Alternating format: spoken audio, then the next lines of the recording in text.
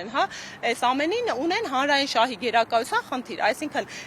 մի շատ նեղ ու սպეციფიկ դեպքեր կան, երբ պետությունը միջազգային արբիտրաժի կողմից կայացված որոշումը կարող է չկատարել, հղում կատարելով հանրային շահին պետության, բայց դա շատ հիմնավոր պետք է լինի։ Ու այն դեպքում, երբ որ պետությունները ոնց որ պարոն Կարապետյանի ու Հեծի պարագայում է հղում է անում այդքան ընդհանրակման մեկնաբանման, դա ընդհանրապես ամբողջ միջազգային արբիտրաժի պրակտիկայի հակասում է ու հեղինակազրկում է այս կառույցի այս տասնամյակներում ձեռք բերած հեղինակությունը։ Հիմա մենք այս պահի դրությամբ ունենք իրավիճակ, բնականաբար ես որպես քաղաքացի ոչ միայն գոհ չեմ, որպես իրավաբան ծայրաստիճան դժգոհ եմ, որ սա հերթական իմ երկրի այսպիսի հակաօրինական ու հակաիրավական գործընթացն է, որ իմ երկրում իմ պետության քարի վրա դրված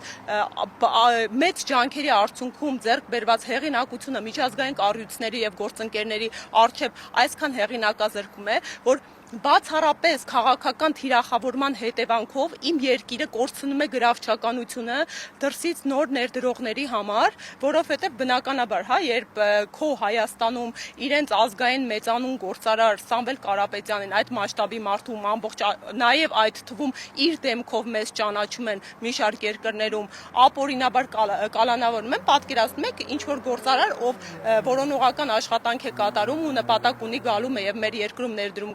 կատարելու ոնց է վերաբերելու Հայաստանի Հանրապետությանը։ Իմ երկրում այդքան կոպտորեն խախտում են սեփականության իրավունքը, որովհետև սահմանադրությունը հստակ ունի սեփական, այո, կարող են սեփականատիրոջ սեփականության իրավունքը սահմանափակվել, բայց սահմանադրությունը հստակ դրա հիմքերը, ձևերը, ընթացակարգերը սահմանած ունի։ Եվ այս ամենը ինչ տեղի ունեցավ Հեծի հետ, որևէ կերպ այդ տրամաբանության, իրավական տրամաբանության մեջ չէր տեղավորվում։ Եվ ի վերջո, որպես քաղաքացի էլ արդեն ի նկատի ունենալով վերջին 7 տարիների ընթացքում ողջ process-ը, հա, թե ինչեր են խոստումներ են մեզ տրվել եւ ինչ է արդյունքում տեղի ունեցել, թե ինչպիսի գործընթացներ են տապալվել, բացի այն, որ լրջագույն մտահոգությունը, որ մեզ նոր աղետ է սպասում, հատկապես երբ խոսքը այսպիսի ռազմավարական օբյեկտի մասին է, հա, մենք հասկանում ենք, եթե Հեծի հետ ըստ էության գլոբալ կառավարման տապալում տեղի ունեցավ, դրա հետևանքը անկախ մեր քաղաքական դիրքորոշումներից բոլորս ենք կրելու։ Հետևաբար պետք է կրկին, հա, այս հիմքով եւս հանրային կոնսոլիդացիա ապահովենք, փորձենք հանրային վերահսկողություն իրականացնել ու պահանջատեր լինենք մեր իրավունքներին, հարգելի Հայաստանի Հանրապետության քաղաքացիներ։ Իմ կոչն է, հորդորն է հասկանալու, որ թույլ մի տվեք ձեզ ճնշեն, թույլ մի տվեք ձեզ խեղճացնեն։ Դուք եք այս երկրում իշխանության աղբյուրը, պետական մարմինները, պաշտոնատար անձինք, իրենց գործողությունները պետք է ձեր շահով պայմանավորվեն, ոչ թե անձնական շահով, դիրքով եւ անձնական բարեվոք կյանքի նպաստավոր պայմաններով։ Եղեք պահանջատեր եւ այո, մենք այսօր ուղերձ ենք հղում իջեցնելու սակագինը։ Իջեցրեք սակագինը, պետք է սա դառնա ֆլեշմոբ, պետք է դառնա հանրային պահանջ, որովհետեւ հստակ թվաբանությամբ ընթացակարգերով ապացուցում ենք, ցույց են տալիս այս մարդիկ, որ կա դրա ֆինանսական հնարավորությունը։ Շնորհակալ եմ։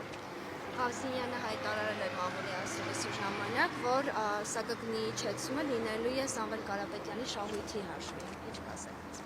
Ես կարծում եմ չմեկնաբանեմ, հա, պարոն Ղազինյանը շատ մանրամասն այդ թվաբանությամբ ներկայացրեց ու այս մի դրվագն չէ, հա, տեսեք, հա, այս մի դրվագը չի, հա, տեսեք, պարոն Կարապետյանը իր մերձավորները, իր աշխատանքային թիմերը այնպիսի անշնորհակալ վիճակում են հայտնվել, որ իրականում նաև կյանքը ցույց տվեց, որ այս մարդը իրական բարերար է եղել, որովհետև չի շահարկել իր բարեգործությունները։ Ու նաև պարոն Ղազինյանը իր մի քանի ասուլիսներում բազմաթիվ անգամներ ցույց է տվել, թե այս դեպքում Սամվել Կարապետյանը իր անձնական միջոցներով ինչ քանակի ներդրումներ է կատարել եւ ինչ բնույթի բարենորոգումներ է կատարել հենց օրինակ միայն Հեծի շրջանակներում, որոնք այսօրվա իշխանությունները փորձում են մանիպուլացնել։ Անկամ այս երբ սկսեցինք, հա, սակագնի իջեցնելու օրակարգը եւ հայտարարությունը իրազեկման գործընթացը մեր քաղաքացիներին, հենց ժամանակավոր պաշտոնակատարը Հեծի ընդհանրապես չանդրադարձավ այս օրակարգին, հա, ու մեզ ուղերձ էր, որ իրանք չունեն նպատակ իջեցնելու սակագինը հիմա, իրենք հավանաբար, ինչպես մեր գործընկերուհին ներկայացրեց, հավանաբար կա հեռանկարային մանիպուլատիվ պլան շահարկելու ընտրություններից առանց, հնարավոր տարբերակ է դա, բայց այս մարդը միայն խոսեց վարկային պարտավորվածությունների մասին ու այդ ֆինանսական միջոցները ինչ որ վարկային բեռեր թոթափելու վրա, այն թվում, երբ կրկին, հա, օթից կախված շշուկներ կան, խոսակցություններ կան, որ ահռելի քանակով նաև նոր աշխատավարձերի, պարգևավճարների վրա է վատնվում այդ գումարները նույն հեծում։ Դա է իմ խնդիրը, հա, մենք պետք է, եթե այդ միջոցները առկա են ու այդ միջոցները հնարավորություն են տալիս սակագնային պլանը իջեցնելու քաղաքացու կրկին ընդգծում եմ սոցիալ-տնտեսական բեռը մի փոքր թոթափելու նպատակով, մենք պետք է նպաստենք, որ այդ ուղղությամբ միջոցը ծախսվի, ոչ թե օգտագործվի կրկին, հա, պարգևավճարներ եւ աշխատավարձներ բաշխելու վրա։ Իսկ հաշվարկը հանձնաժողովը պետք է անի, թե մոտավորապես ինչքան կարող է իջնել, թե կարող ենք sense մոտավորապես։ Տեսեք, մոտավորապես անկեղծ ասած, հա, իհարկե, Արտուր ջան, տեսեք,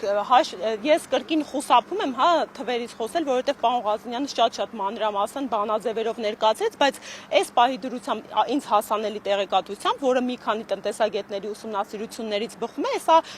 վերջնական պայմանական թիվ եմ ասում, հա, ասում եմ, որ մինչև 3 դրամ այս պահի դրությամբ հնարավոր է իջեցնել սակագինը, որը կարծում եմ բավականին մեծ գումար է ու ընդգծենք, հա, ի հեճուկս այդ հայտարարված շրջանառված թվի կրկին իշխանությունները փորձում են մանիպուլացնել, ասել, որ ավելի քիչ գումար է իջեցվելու, հնարավոր իջեցնել։ Այստեղ կրկին, հա, ես ուղերձում եմ,